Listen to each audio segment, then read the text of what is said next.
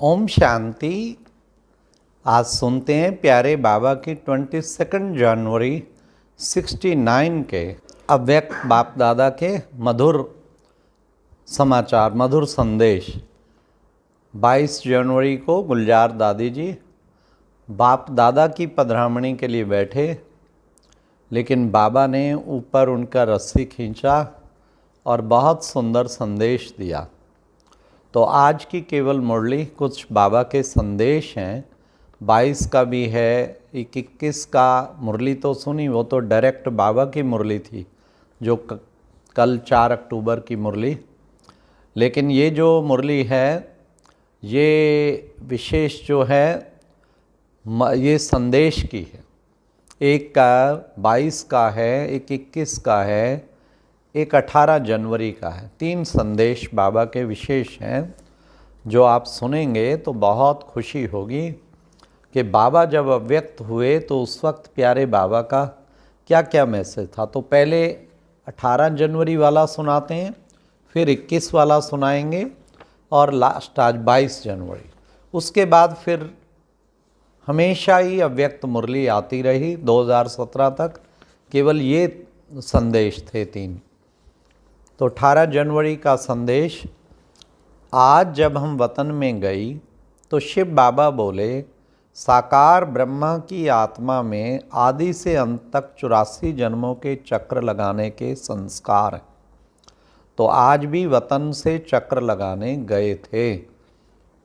जैसे साइंस वाले रॉकेट द्वारा चंद्रमा तक पहुँचे और जितना चंद्रमा के नज़दीक पहुँचते गए उतना इस धरती के आकर्षण से दूर होते गए। पृथ्वी की आकर्षण खत्म हो गई। वहाँ पहुँचने पर बहुत हल्कापन महसूस होता है। जैसे तुम बच्चे जब सूक्ष्म वतन में आते हो तो स्थूल आकर्षण खत्म हो जाती है ना, तो वहाँ भी धरती की आकर्षण नहीं रहती। यह है ध्यान द्वारा और वह है साइंस द्वारा। और भी एक अंतर बाप दादा सुना रहे थे कि वह लोग जब रॉकेट में चलते हैं तो लौटने का कनेक्शन नीचे वालों से होता है, लेकिन यहाँ तो जब चाहें जैसे चाहें अपने हाथ में है। इसके बाद बाबा ने एक दृश्य दिखाया। एक लाइट की बहुत ऊंची पहाड़ी थी। उस पहाड़ी के नीचे शक्ति सेना और पांडव दल था। ऊपर में बाप दादा खड़े थे। इसके बाद बहुत भीड़ हो गई। हम सभी वहाँ खड़े ऐसे लग रहे थे जैसे साकारी नहीं लेकिन मंदिर के साक्षात्कार मूर्त खड़े हैं। सभी ऊपर देखने की कोशिश कर रहे थे लेकिन ऊपर देख नहीं सके, जैसे सभी बहुत तरस रहे थे। फिर थोड़ी देर में एक आकाशवाणी की तरह आवाज़ आई कि शक्तियों और पांडवों द्वारा ही कल्याण होना है। उस समय हम सबके चेहरे पर बहुत ही रहम दिल का भाव था। उसके बाद फिर कई लोगों को शक्तियों और पांडवों से अव्यक्त ब्रह्मा का साक्षात्कार, शिव बाबा का साक्षात्कार होने लगा। फिर तो वह सीन देखने की थी और कोई हंस रहा था, कोई पकड़ने की कोशिश कर रहा था, कोई प्रेम में आंसू बहा रहा था। लेकिन सारी शक्तियां आग के गोले समान तेजस्वी रूप में स्थित थी। इस पर बाबा ने सुनाया कि अंत समय में तुम्हारा ये व्यक्त शरीर भी बिल्कुल स्थिर हो जाएगा। अभी तो पुराना हिसाब किताब होने के कारण शरीर अपनी तरफ खींचता है, लेकिन अंत में बिल्कुल स्थिर शांत हो जाएगा। कोई भी हलचल न मन में न तन में रहेगी, जिसको ही बाबा कहते हैं देही अभिमानी स्थिति। दृश्य समाप्त होने के बाद बाबा ने कहा, सभी बच्चों को कहना कि अभी देही अभिमानी बनने का पुरुषार्थ करो। जितना सर्विस पर ध्यान है उतना ही मुख्य बात पर भी ध्यान रहे कि देही अभिमानी बनना है, इस पे भी ध्यान पूरा रहे। तो ये था प्रथम संदेश, फिर तो 13 दिन भोग लगते रहे और संदेश आते रहे। अब ये 21 जनवरी को जो संदेश प्राप्त हुआ अमृत वेले, फिर उसके बाद बाबा पधारे 21 जनवरी। पहले एक मुरली तो जो पूरी चली वो आपने इससे पहले सुनी कल, लेकिन ये थोड़े से महावाक्य प्रातःवी संदेश के बाद बाबा ने खुद पधार के तन में गुलजार दादी के फिर जो है वो उचारे, तो वो भी सुनेंगे। इसलिए ये पार्ट 1 और पार्ट 2 है। 21 जनवरी अमृत वेले प्राप्त दिव्य संदेश। आज जब वतन में गई सभी बच्चों की ओर बाबा को याद प्यार दी और अर्जी डाली। ब्रह्मा बाबा को भी अर्जी डाली, तो ब्रह्मा बाबा यही बोले कि मेरा हाथ तो शिव बाबा के पास है, जो कराएंगे हम वही करेंगे।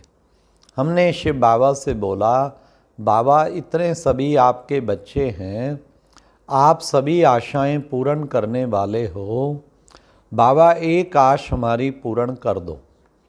तो बाबा ने फौरन एक डाल दिखाई जिसके बीच में लिखा हुआ था, भावी टाले नहीं टले। तो हमने बाबा को कहा, अगर यही भावी है तो सभी बच्चे जो इकट्ठे हुए हैं ना, वे शिव बाबा और ब्रह्मा बाबा दोनों से मिलना चाहते हैं। बाप दादा ने कहा, जैसे हमेशा बाप दादा बच्चों से मिलते हैं वैसे आज भी बच्चों से मिलेंगे। फिर शिव बाबा ने ब्रह्मा बाबा से कहा, आपकी क्या राय? तो क्लियर हुआ सबको। कई कहते हैं कि ब्रह्मा बाबा के अव्यक्त होने के बाद तो बस ब्रह्मा बाबा ही उसी की मुरलियाँ, ये कईयों को संशय बुद्धि कि शिव बाबा, जबकि बाप दादा हर मुरली में बाबा ने अव्यक्त वाणी में बाप दादा कहा है, तो शिव बाबा की भी आत्मा होती है, ब्रह्मा की भी।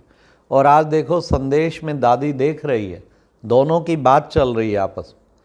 शिव बाबा ने ब्रह्मा बाबा से कहा कि आपकी क्या राय है? शिव बाबा ने कहा कि जब बच्चा बड़ा होता है तो बाप और बच्चा समान होते हैं, तो मैं भी बुरबी बच्चे की राय बिना कुछ नहीं कर सकता हूँ। पहले बाप फिर बच्चा, अभी है पहले बच्चा फिर बाप। वतन में पहुँचने के बाद पहले बच्चा फिर बाप। यही वतन में देखा, दोनों ही एक समान और एक दो के बहुत स्नेह और प्रेम में थे। जैसे दो मित्र मिलते हैं, ऐसे ही बाप दादा दोनों की आपस में रूरवाहन की सीन दिखाई दे रही थी। ब्रह्मा बाबा कहे जो आज्ञा और शिव बाबा कहे जो बच्चे की राय, दोनों ही मुस्कुरा रहे थे। हमने कहा 1 सेकंड के लिए बच्चों से मुलाकात करके आइए। उस समय दोनों की तरफ देखा तो आँखों में ऐसा लगा कि जो शिव बाबा ने कहा वह ब्रह्मा बाबा को मंजूर था। और बाप दादा गुलजार संदेशी के तन में पधारे और महावाक्य उच्चारण किए। अब सुनिए क्या कहा। आपको आकारी बनाने बाप दादा अभी भी कायम है और कायम रहेगा। अभी बाप दादा आप रूहानी रत्नों से मिल विदाई लेते हैं और फिर मिलेंगे। जो होता है उसमें कल्याण है। बाप दादा और कल्याण और कोई शब्द नहीं। फिर दोनों वापस उड़ के चले गए। इतना सुना के केवल 2 लाइन ध्यान से फिर सुनो जो बाबा ने सुनाई बाप दादा ने। आपको आकारी बनाने बाप दादा अभी भी कायम है और कायम रहेगा। अभी बाप दादा आप रूहानी रत्नों से मिल विदाई लेते हैं और फिर मिलेंगे। जो होता है उसमें कल्याण है। बाप दादा और कल्याण कोई शब्द नहीं। संदेशी के वापस आने पर फिर वतन का संदेश क्या है फिर सुनिए। हाँ, फिर बाबा वापस गए तो फिर बाबा ने कहा, प्यार और याद जैसे इस समय हर एक के अंदर बाबा देखकर आए हैं, ऐसे ही याद और प्यार हमेशा कायम रखेंगे। यह याद और प्यार जैसे कि एक रस्सी है, उस रस्सी को कायम रखना है। इस रस्सी के जरिए बीच में मिलते रहेंगे। बाबा ने कहा, स्थापना का कार्य जोर जैसे आदि से चला है, अंत तक ऐसे ही चलेगा, अंतर नहीं होगा। जिन बच्चों को बाबा निमित्त रखे हैं उन्हों द्वारा बाप दादा सभी बच्चों को डायरेक्शन देते रहेंगे और बच्चे अनुभव करते रहेंगे कि कैसे बाप दादा की इकट्ठी डायरेक्शन होगी। संगम युग पर बाप दादा दोनों को अलग नहीं होना है। बाबा ने कहा सभी को दो शब्द कहना, अटल और अखंड। यह बाप दादा दोनों की सौगात है। जैसे कोई बड़े लोग कहाँ जाते हैं तो सौगात देते हैं, ऐसे बाप दादा दोनों ही दो शब्दों की सौगात देते हैं। कौन से? अटल और अखंड। इसे बुद्धि रूपी तिजोरी में ऐसा रखें जो कितना भी कोई चुराने की कोशिश करे तो भी सौगात साथ रहे। फिर बाबा ने कहा अब थोड़े समय के लिए विदाई लेता हूँ, फिर जैसे जैसे कार्य होगा डायरेक्शन देता रहूँगा।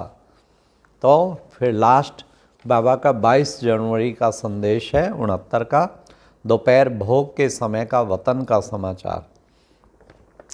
आज वतन में गई तो ब्रह्मा बाबा जैसे यहाँ मुलाकात करते थे वैसे वहाँ ब्रह्मा बाबा ने मुलाकात की।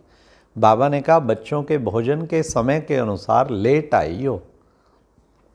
मैंने कहा बाबा आपका तो 1-1:30 बजे भोजन पान करने का समय था। बाबा ने कहा बाबा जब बच्चों के साथ भोजन खाता था तो बच्चों के टाइम भोजन खाता था, उस टाइम से लेट आई हो। फिर बाबा ने ब्रह्मा बाबा को कहा कि ले जाओ।